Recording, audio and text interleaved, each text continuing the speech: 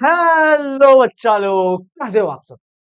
आज की इस वीडियो में हम पढ़ेंगे बेटा हिस्ट्री का वो वाला चैप्टर जो है ही नहीं, या फिर है भी तो बिल्कुल ही नहीं है। भैया the making of global world, कितना प्यारा सा चैप्टर, कुछ सा चैप्टर, छोटा भीम से भी छोटा है ऐसा चैप्टर बेटा, जिसमें सिर्फ हमें 3 टॉपिक्स बेटा कवर करनी है, सिर्फ 3 टॉपिक्स। काश काश सारे चैप्टर्स ऐसे ही होते सर। ठीक है, तो देखो बेटा 3 टॉपिक्स कौन कौन से हैं भैया। सिल्क रूट के बारे में हमें पढ़ना है, फूड के बारे में पढ़ना है। फूड भैया, बैठ जाओ थाली लेके, कौन कौन से फूड कहाँ कहाँ से ट्रैवल करते हैं।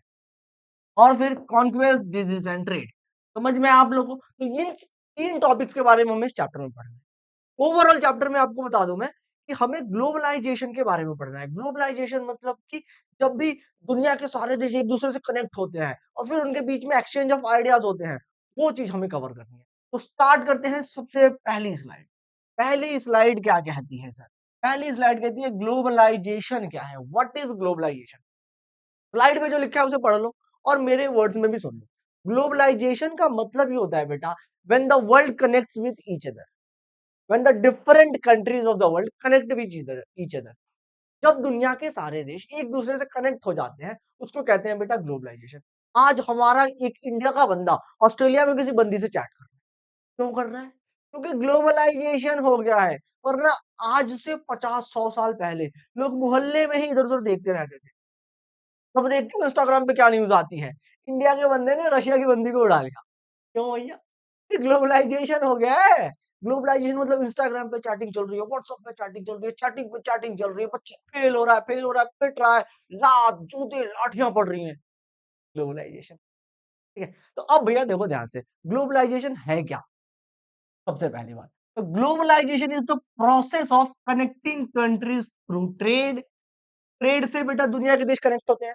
टेक्नोलॉजी, अभी बताया था ना कैसे हम इंस्टाग्राम से कनेक्ट हो गए ऑस्ट्रेलिया की बंदी से रशिया की बंदी।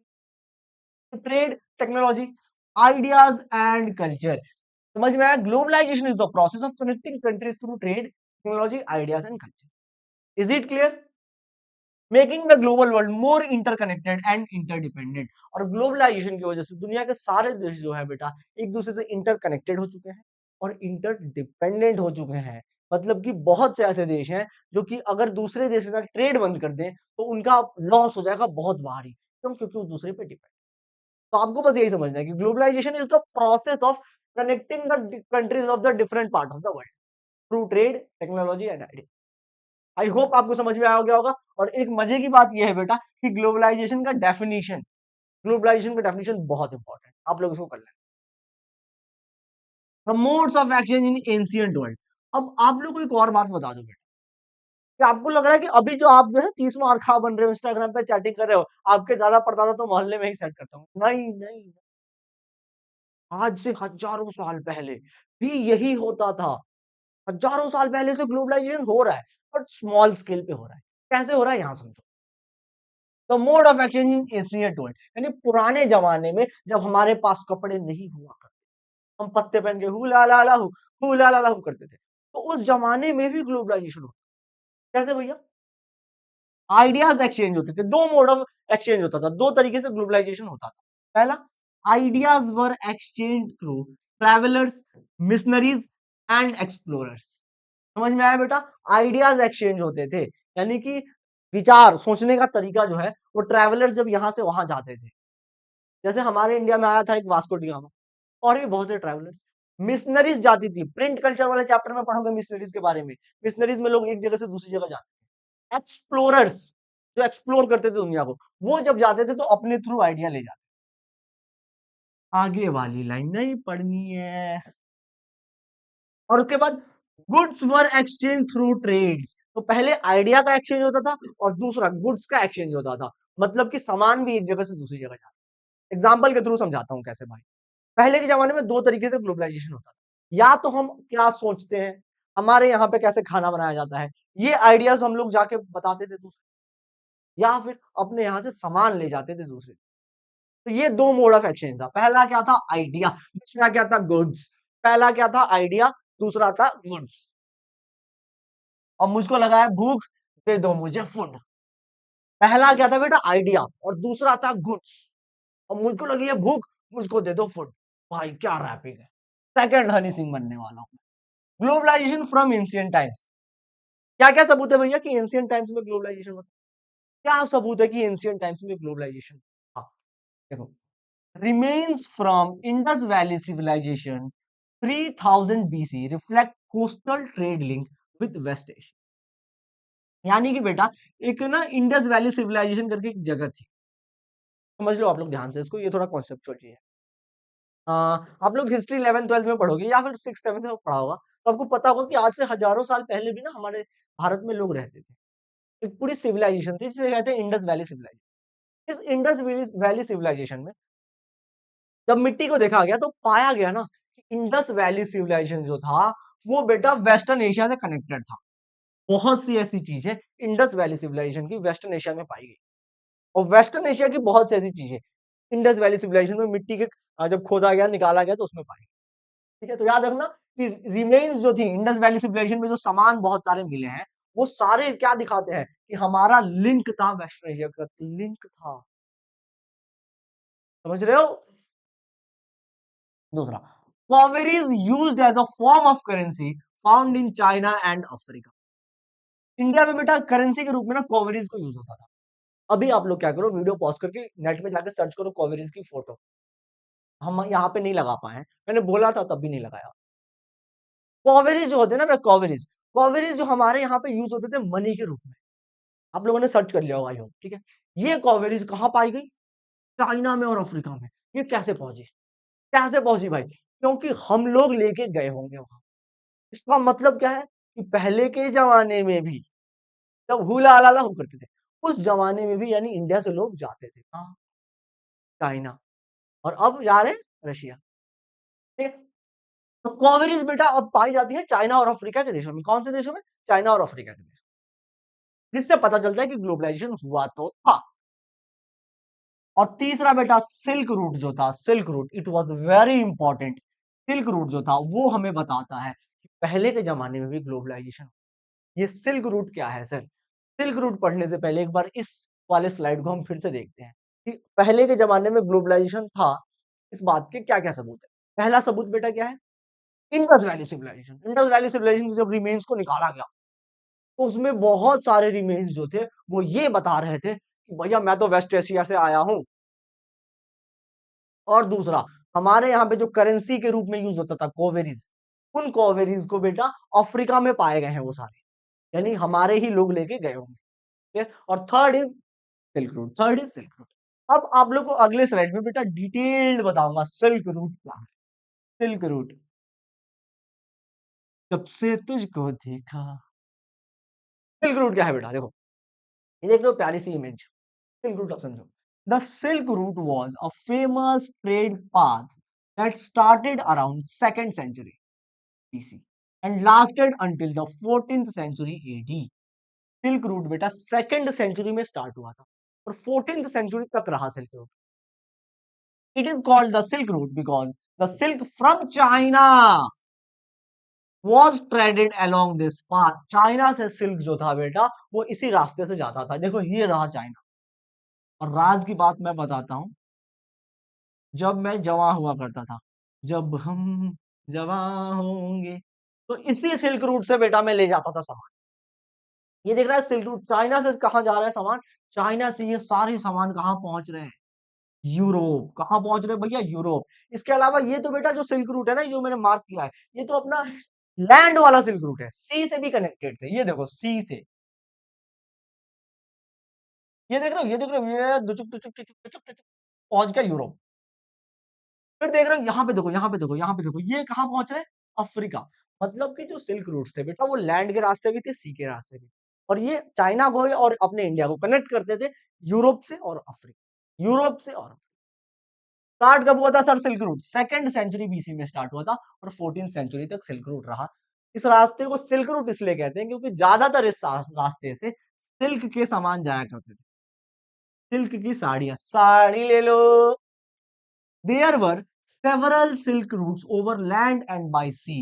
लैंड के रास्ते से भी सिल्क रूट था और सी के रास्ते से, connecting the Asia and also Asia with Europe and Africa.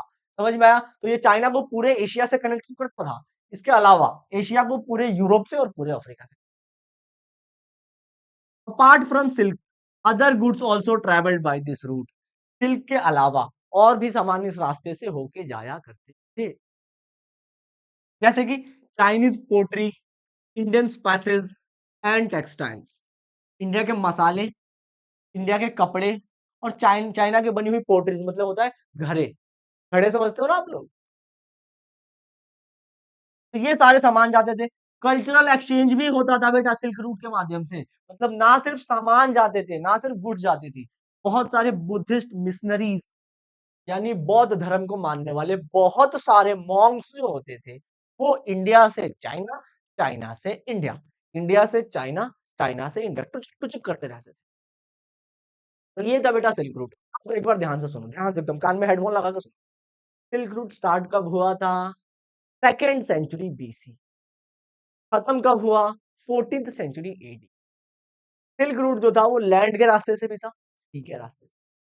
Silk route कहते क्यों है? क्योंकि सिल्क इस रास्ते से जाता था। चाइना से ये सिल्क रूट स्टार्ट होता था, अफ्रीका तक पहुंचता था और यूरोप में को भी वो करता था, कनेक्ट करता था। ना सिर्फ इससे गुड्स जाते थे, कल्चरल एक्सचेंज भी होता था।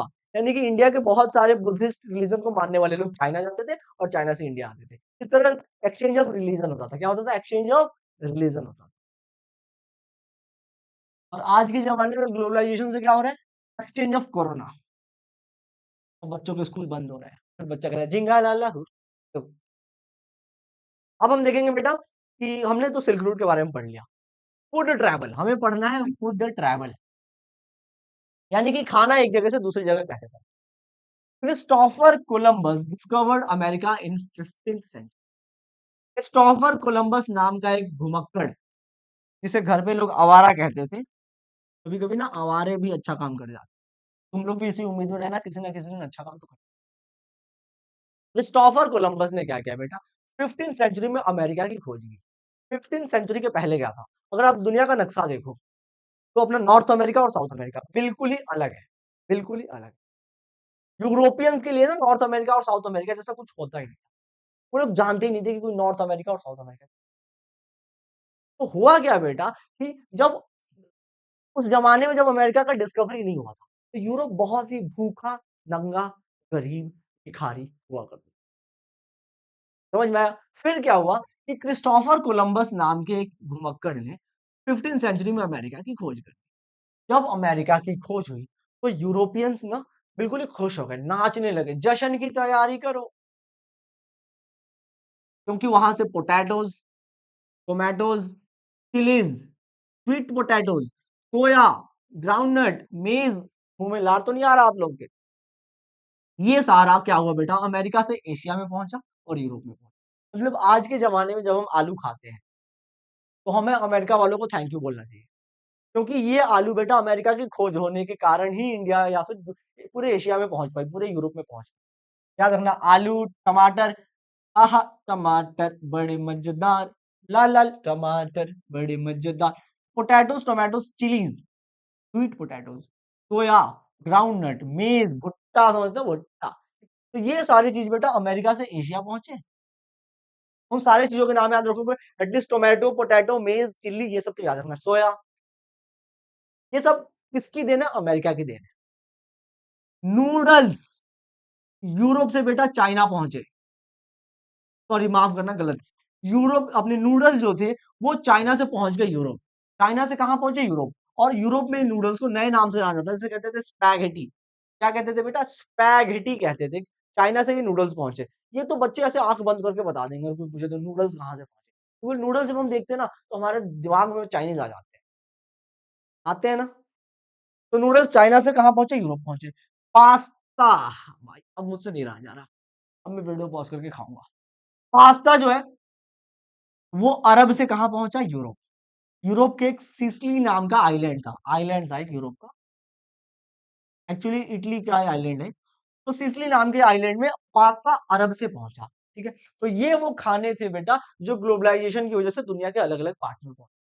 अपना क्वेश्चन कौन सा कवर होता है कि which food were introduced in Europe and Asia in the after math of Columbus discovery of America. America ने जब कोलंबस की कोलंबस ने जब अमेरिका की खोज की, कौन-कौन से खाने जो हैं, वो एशिया वगैरह इलाकों में पहुँचे, कौन-कौन सा फूड मटेरियल पहुँचा। तो आई होप आप लोगों को समझ में आया होगा, पोटैटो, टोमेटो वगैरह अमेरिका की डिस्कवरी से हुआ। नूडल्स चाइना ने पहुँचाया यूरोप में, सिल्क रूट के माध्यम से, और जो पास्ता था वो अरब वाले जो थे, वो लेके पहुँचे कहाँ पे? इटली। अब अगली कहानी है बेटा कॉन्क्वेस्ट, डिजीज एंड ट्रेड। तो अभी आप लोगों को बताया मैंने कि 15th सेंचुरी में क्रिस्टोफर कोलंबस ने अमेरिका की खोज की। 15th सेंचुरी में क्रिस्टोफर कोलंबस ने अमेरिका की खोज की। जब बेटा कोलंबस ने अमेरिका की खोज की, तो हुआ क्या समझो? स्टार्टिंग में अमेरिका जो था बिल्कुल ही अलग सा आइसोलेटेड सा एक देश था, जहाँ पे कोई नहीं पहुंचा था।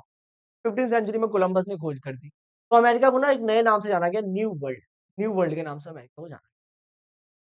फिर धीरे-धीरे जब अमेरिका की खोज हो गई, तो यूरोपियंस, सबसे लालची दुनिया के जो लोग होते हैं ना, यूरोपियंस, तो यूरोपियंस ने सोचा कि चलो अमेरिका को ना गुलाम बनाते हैं। बड़ा मतलब अजीब सा लग रहा है, इसको तो पकड़ के गुलाम बनाएंगे, ठीक है, मजा आएगा।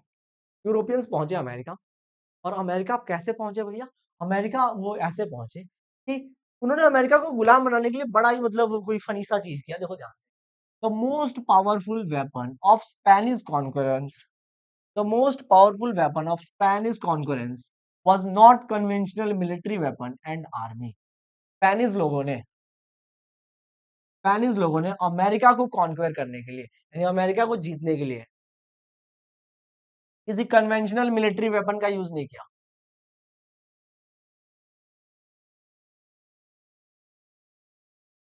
किसी मिलिट्री वेपन का यूज नहीं किया, ना ही किसी आर्मी का यूज किया। किसका यूज किया भैया?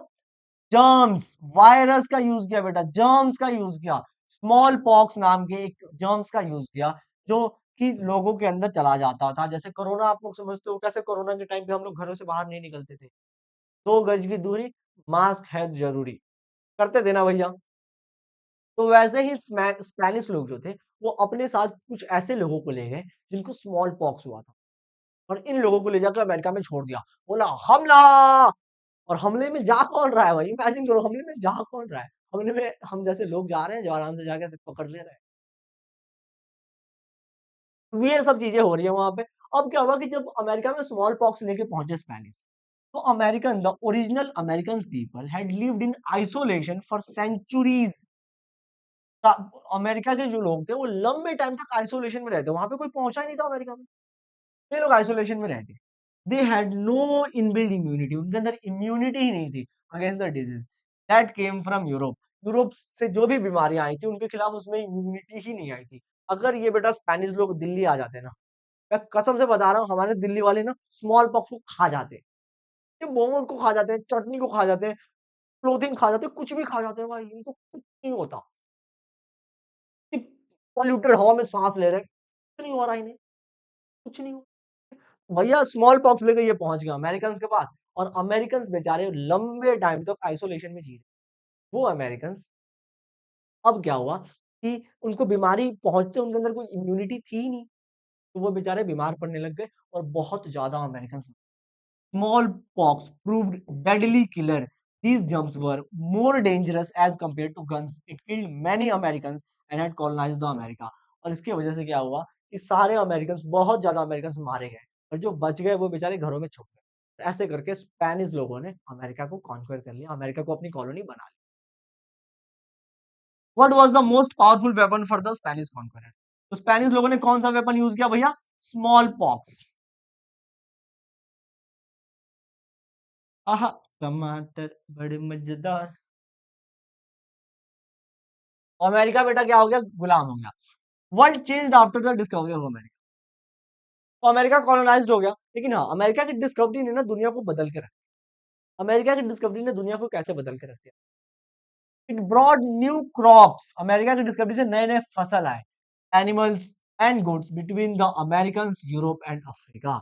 यानी कि अमेरिका की डिस्कवरी से बहुत सारे नए क्रॉप्स, एनिमल्स, गुड्स, ये सब यूरोप पहुंचे, अफ्रीका पहुंचे। European countries took control of the land in the Americas, causing harm to the native people and bringing enslaved Africans। उन्होंने क्या किया यूरोपियंस ने बेटा? अमेरिका पहुंच के उनकी जमीनें हड़प ली, उनको कूटा कस के और वहां पे लेके गए अफ्रीकन को, अमेरिका में ले गए अफ्रीकन को। Europeans become richer by taking gold and silver from the America. America से इन्होंने क्या किया बेटा, सारा सोना निकाल लिया। अमेरिका का एक शहर होता था, याद रखना, एल डोराडो। एल डोराडो, यहाँ पे बेटा फेबल सिटी ऑफ गोल्ड, सारे सोने निकाल लिए, फेबल सिटी ऑफ गोल्ड के नाम से जानते हैं। New foods, ideas, and religions spread across the world. European countries became stronger, while indigenous people and Africa negatively affected. और इससे क्या हुआ बेटा कि सारे दुनिया के जो देश थे, अमेरिका स्पेशली क्या हुआ, बहुत ही गरीब हो गया, लेकिन यूरोप बहुत अमीर हो गया, क्योंकि यूरोप ने क्या किया, अमेरिका को बहुत ज्यादा, अमेरिका का बहुत ज्यादा शोषण किया, मतलब अमेरिका के सारे जो मिनरल्स थे उनको खींच लिया। Some factors responsible for the shift of trade toward westward.